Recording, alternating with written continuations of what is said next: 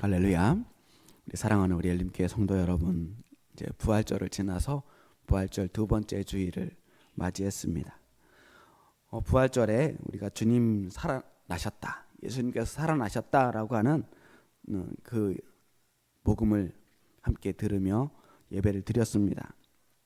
근데 저는 오늘 본문을 읽으면서 한 가지 질문을 갖게 됩니다. 부활을 우리가 믿는다고는 말하지만 과연 그 부활로 인해서 우리의 일상이 달라진 게 뭐가 있을까?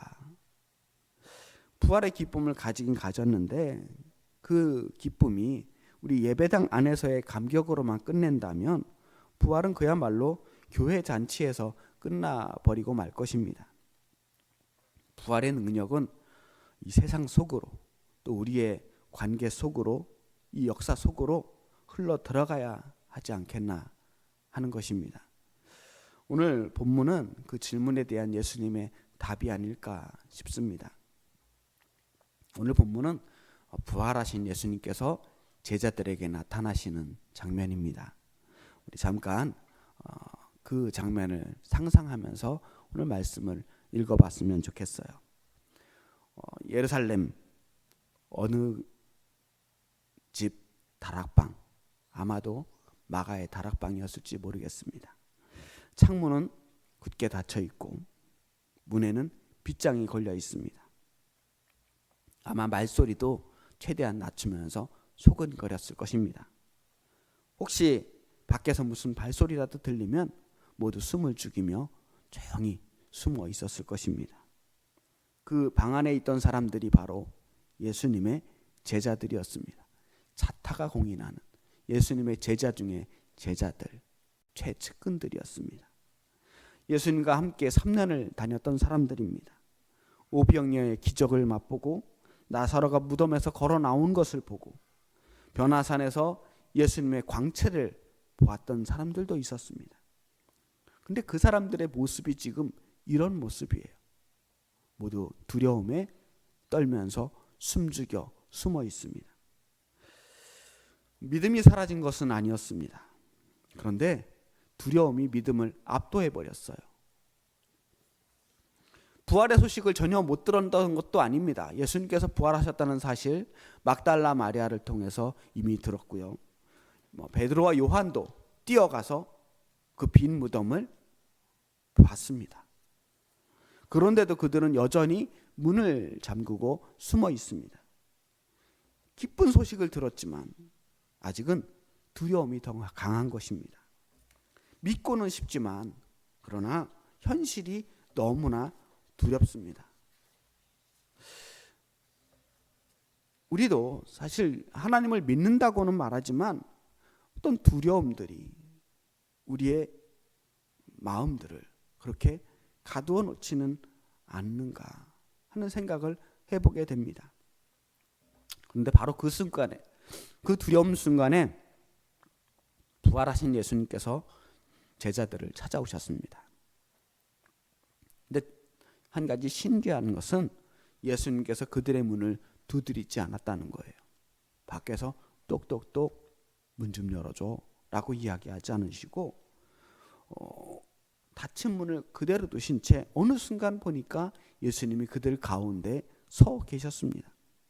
부활하신 몸은 더 이상 이제 물리적인 장벽의 제한을 받지 않는 것 같습니다. 하지만 이런 이야기들보다 더 중요한 것은 이 장면이 가지고 있는 어떤 신학적인 메시지가 아닐까 싶어요.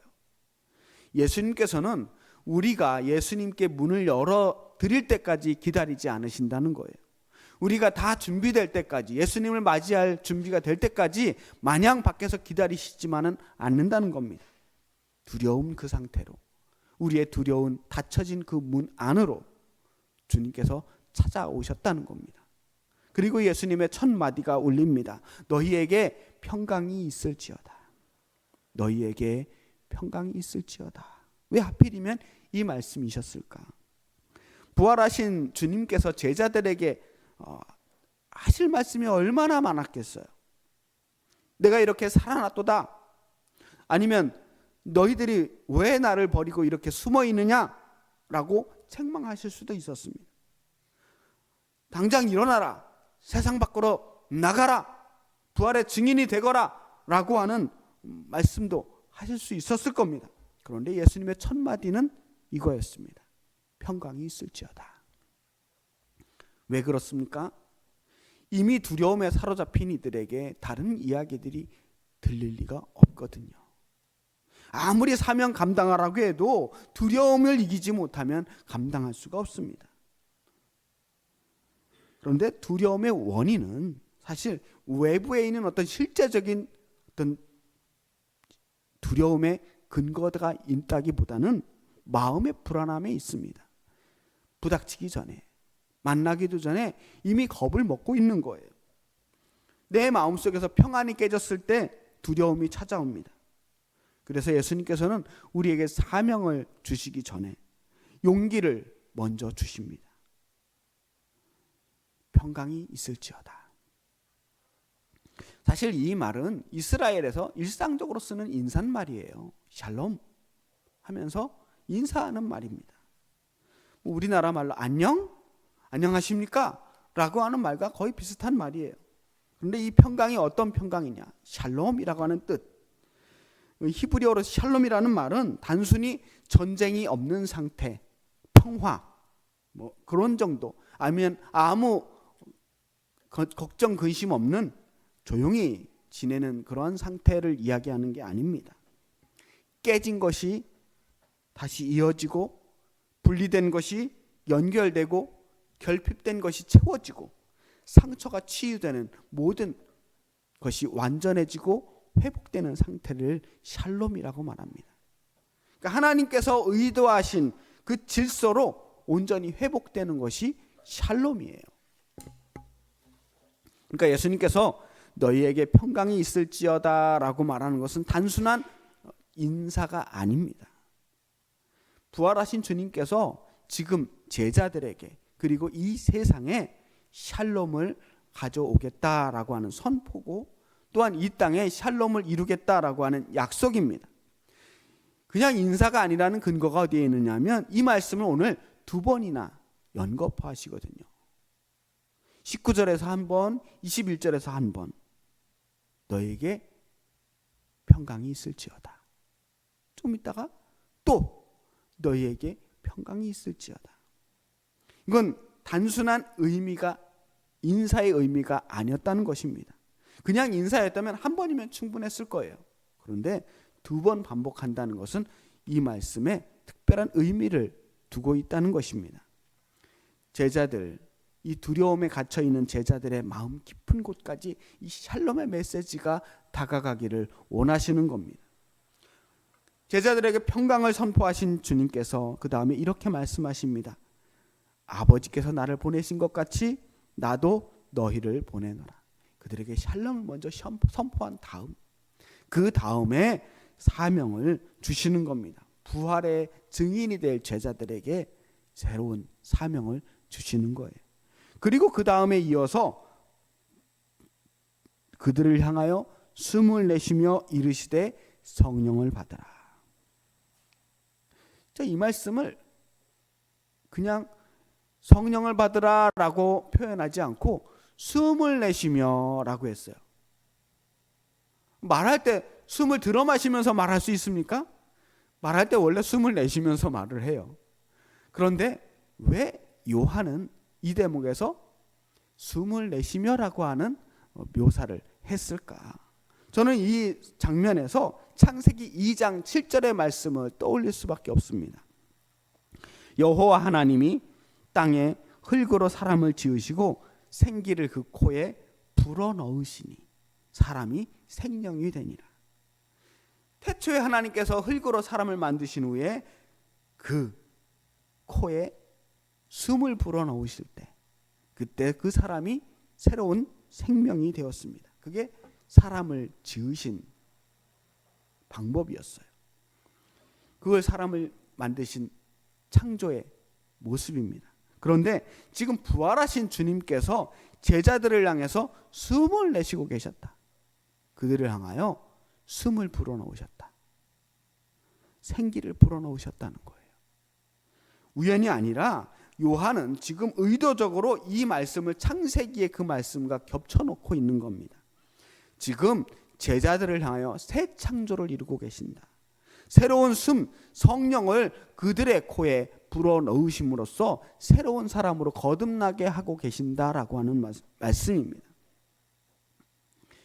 그렇게 제자들에게 새로운 숨결을 불어넣으셨어요.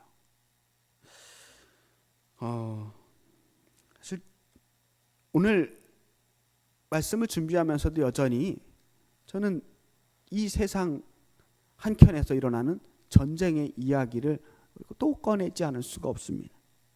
지난주에 중동 전쟁이 2주간 휴전을 하기로 했습니다. 그런데도 여전히 전쟁의 위협이 사라지지 않았습니다.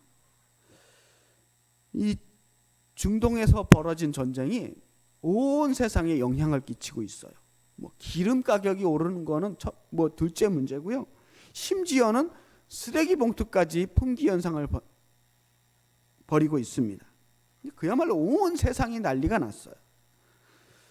근데 이런 일들을 겪으면서 믿는 사람으로서 좀 마음이 불편한 것이 있죠. 이 전쟁의 한복판에 있는 그 나라들, 이스라엘, 미국. 이스라엘은 여호와 하나님을 믿는다고 말하는 사람들이고, 미국도 공공연하게 우리는 하나님의 세우신 민족, 동전에 우리는 하나님을 믿는다라고 써놓은 사람들입니다. 대통령이 취임 선서를 할 때 성경책에 손을 얹고 선서를 하는 나라예요. 그런데 그 나라가 지금 온 세상을 향하여 전쟁의 메시지를 계속해서 선포하고 있습니다. 이런 현실들이 우리에게 굉장히 불편한 질문을 던집니다. 왜 하나님을 믿는다고 고백하는 것과 실제로 세상에서 삶 속에서 평강을 만들어가는 것이 이렇게 분리되어 있는가 하는 겁니다.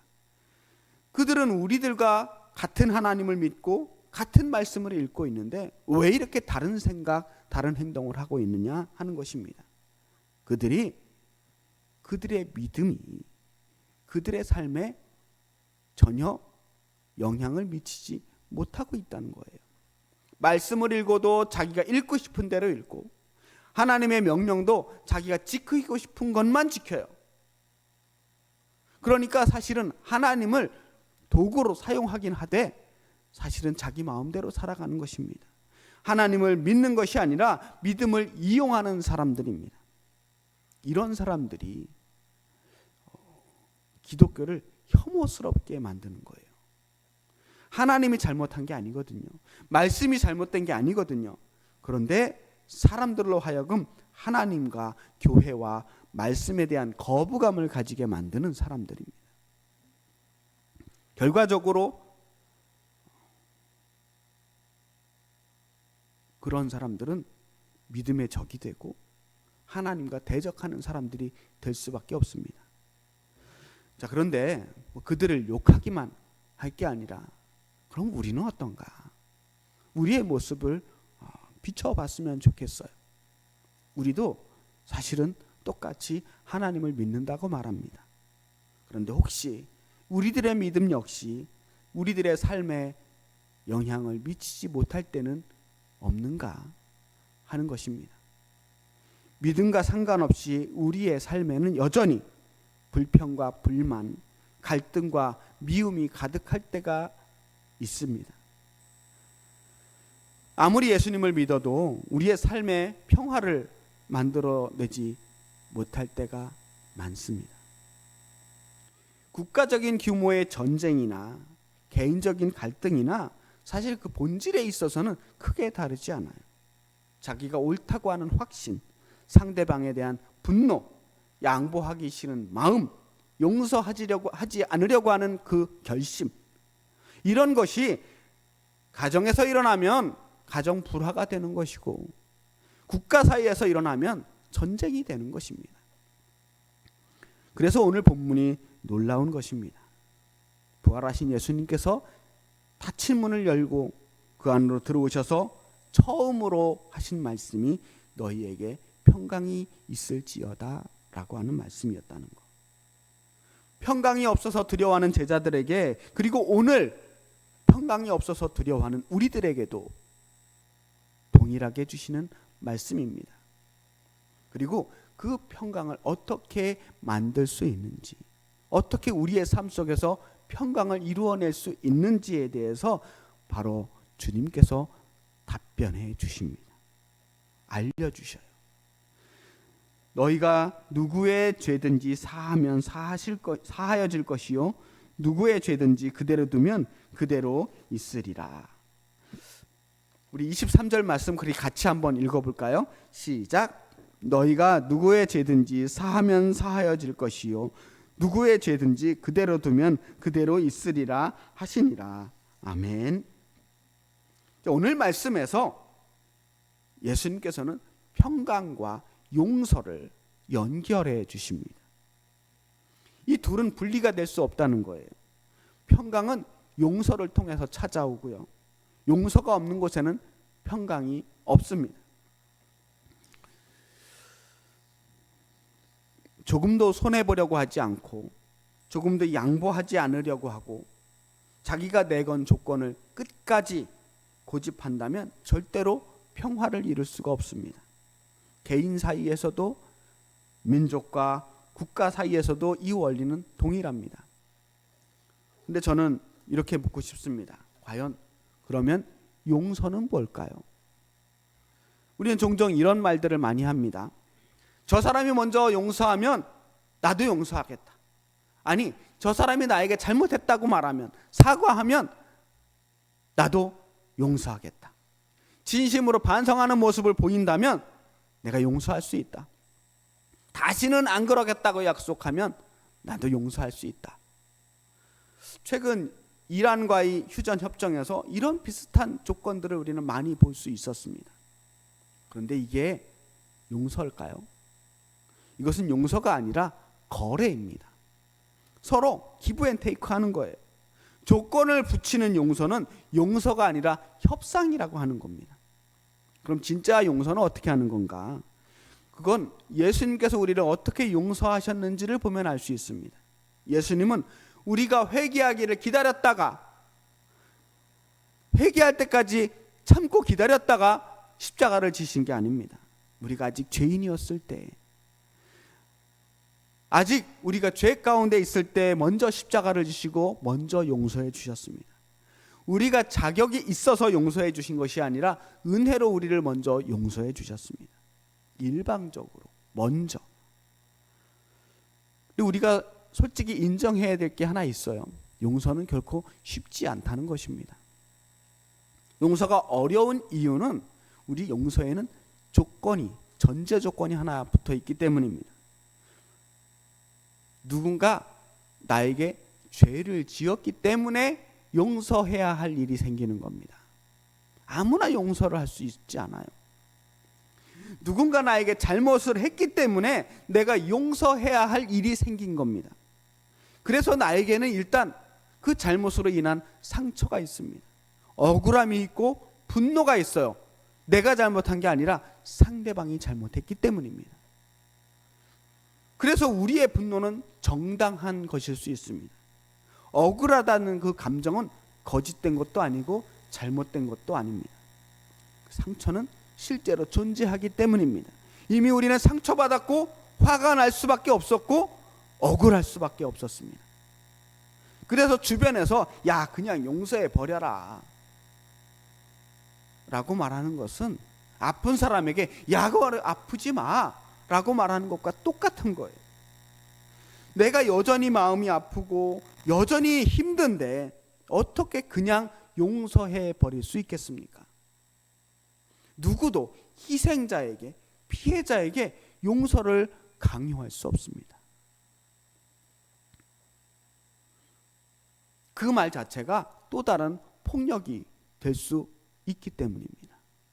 어떤 사람들이 위안부 할머니들에게 그렇게 이야기를 하더라고요.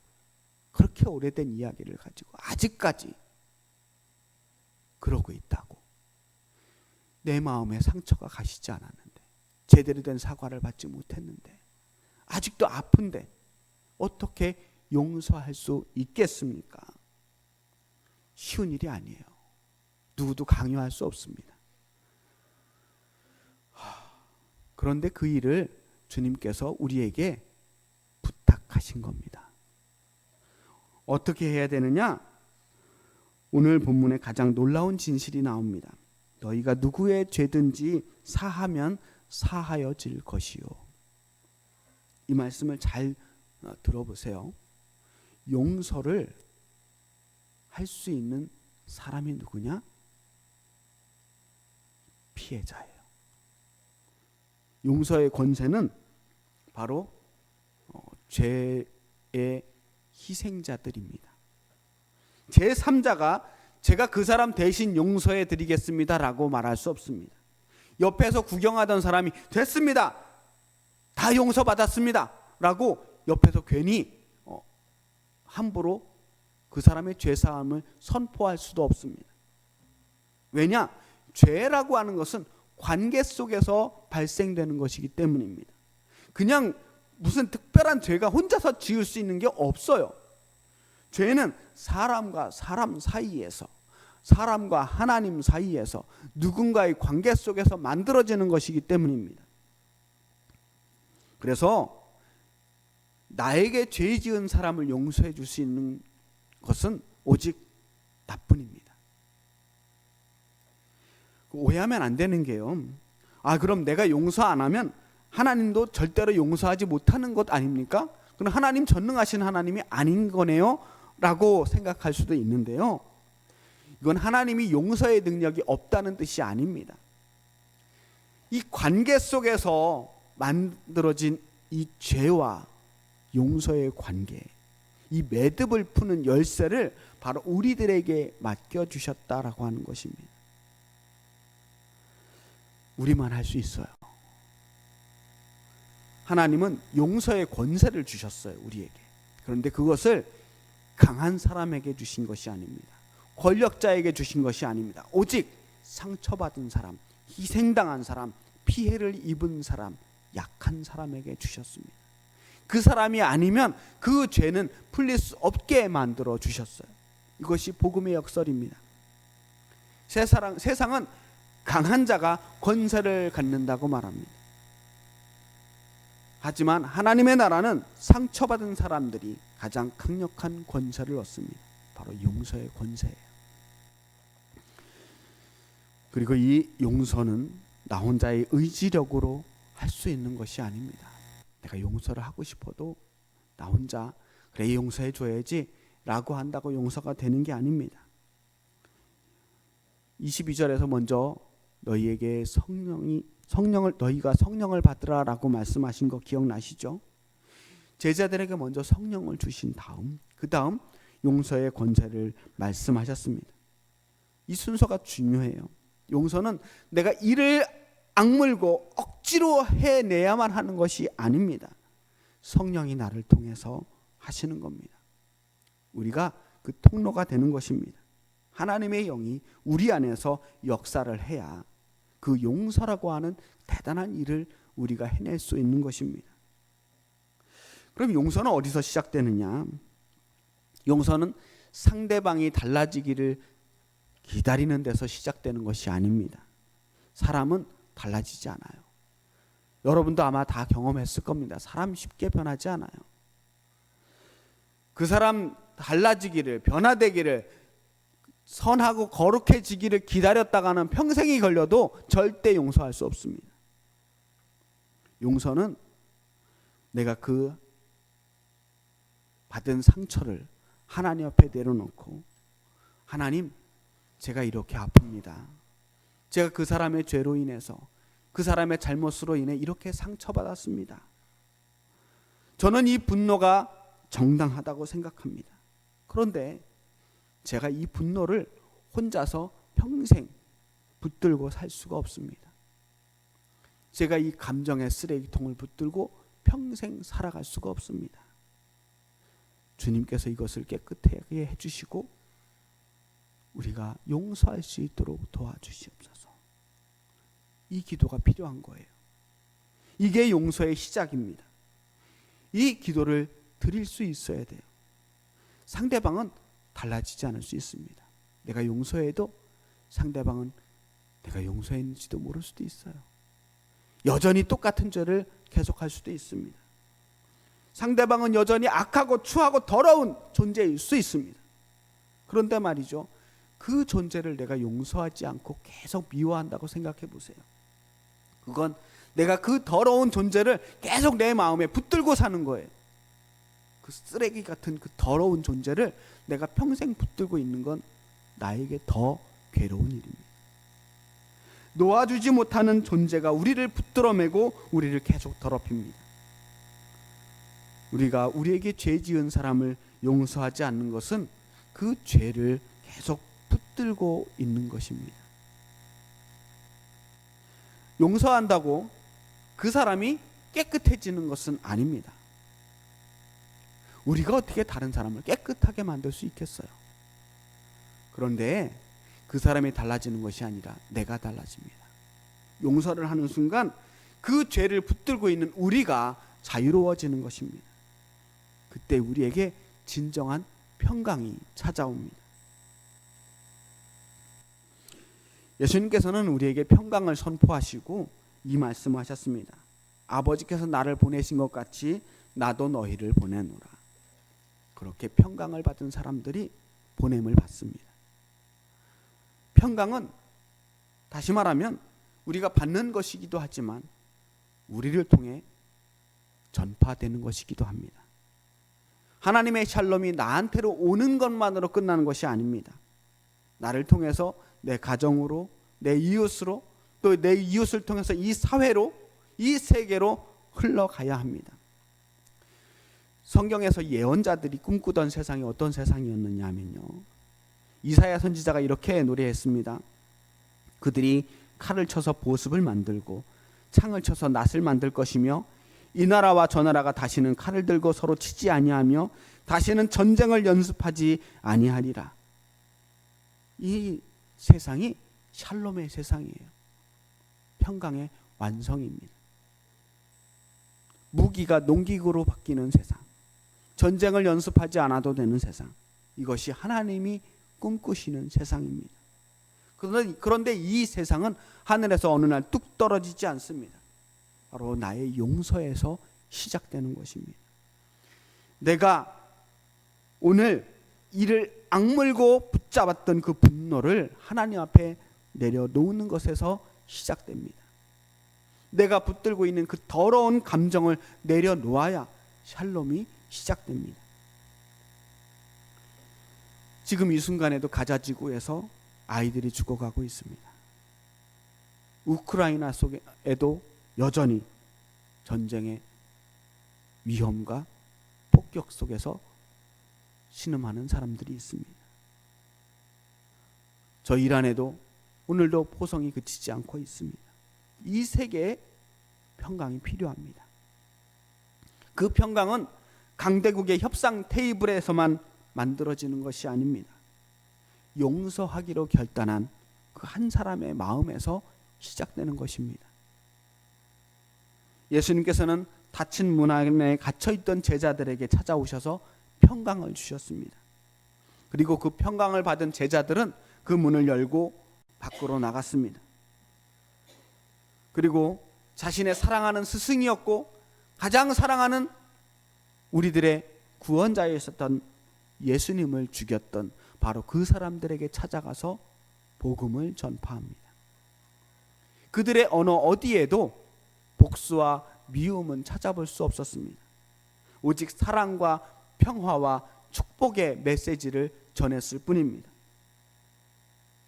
그렇게 사도행전이 시작됩니다. 복음이 예루살렘을 넘어서 온 유대와 사마리아와 땅끝까지 흘러갑니다. 샬롬이 세상으로 흘러들어갔던 것입니다. 부활하신 예수님께서 오늘도 우리에게 말씀하십니다. 너희에게 평강이 있을지어다. 너희에게 평강이 있을지어다. 이 평강은 우리의 상황이 좋아지거나 문제가 다 해결된 뒤에 찾아오는 평강이 아닙니다. 관계가 회복될 때, 우리 마음속에 용서가 일어날 때 생겨나는 평강입니다. 쉽지 않습니다. 말씀드렸어요. 아프고 손해보는 것 같고 억울하고 여전히 우리는 화가 나 있을지도 모릅니다. 하지만 그 용서를 통해서 묶여있던 죄가 풀리고 닫혀있던 관계가 열리고 우리의 마음에 진정한 평강이 임하게 됩니다. 그리고 그 평강이 나를 넘어서 내 가정으로, 내 공동체로 이 세상 끝까지 흘러가는 하나님의 샬롬이 됩니다. 오늘 이 예배를 마치고 나가실 때 한 가지는 기억해 주시기 바랍니다. 하나님 우리에게 평강을 주셨습니다. 그리고 그 평강은 우리를 통해서 이 세상으로 흘러가야 합니다. 아직 평강을 모르는 세상을 향해 우리가 평강을 흘려보내야 합니다. 오늘 이 예배 가운데 주시는 하나님의 샬롬이 여러분들의 마음에 풍성하게 임하기를 축복합니다. 그리고 그 샬롬이 우리를 통해 이 세상으로 흘러가게 되기를 주님의 이름으로 간절히 축원합니다. 기도하겠습니다. 살아계신 아버지 하나님,